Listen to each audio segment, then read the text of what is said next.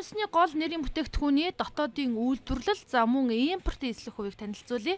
Манай улс махмахан бүтээгдэхүүнийхээ 95.7%-ийг, сүүн бүтээгдэхүүний 88.2%-ийг, харин гурилан бүтээгдэхүүний 81%-ийг, за төрөл бүрийн будааныхаа 5%-ийг л дотооддоо хангаж байгаамаа. За энэ бол салбарын бүтээгдэхүүн үйлдвэрлэл 18%-аар нэмэгдсэн гэх үзүүлэлтийн үр дүн юм байна. За боловсруулалтын түвшинч 40%-аар нэмэгдсэн гэдгийг их сурвалж бидэнд хэллээ. 2024 он хүртэл Монгол улсын хүнсний аюулгүй байдлын асуудал ер нь ямар хэмжээнд хүрсэн байх вэ гэдгийг бол энэ дээр харуулсан байгаа.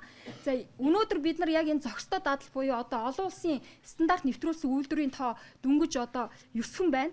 За энийг бид нар 20% хүргье. 2024 он гэхэд Инфляц өссөн гол шалтгааныг хүнсний өргөн хэрэглээний бараа буюу мах гурилын үнэтэй холбодог.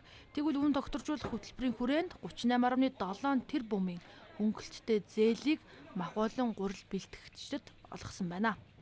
Тэгээ яг энэ инфляцийн түвшинд макро эдийн засгийн үзүүлэлт байна шүү дээ. Одоо энэ инфляцийн түвшинд махны үн хэрхэн нөлөөлөд байна вэ гэд энэ нөлөөлийн судалгааг бол бид нар хийж үзсэн байгаа.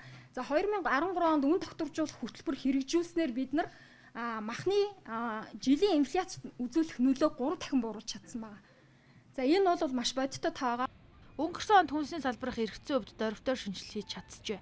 Үүнтэй холбоотойгоор энэ онд хүнсний салбарыг хөгжүүлэх мастер төлөвлөгөөг боловсруулсан байна. Стратегийн хүнсний логистикийн сүлжээг байгуулах, муу импортын хүнсний хамаарлын хувийг багасгах гэд томоохон хэд хэдэн зорилтууд энэ хөтөлбөрт багтсан юм. Уран төгс лавсран сурвалжлаа.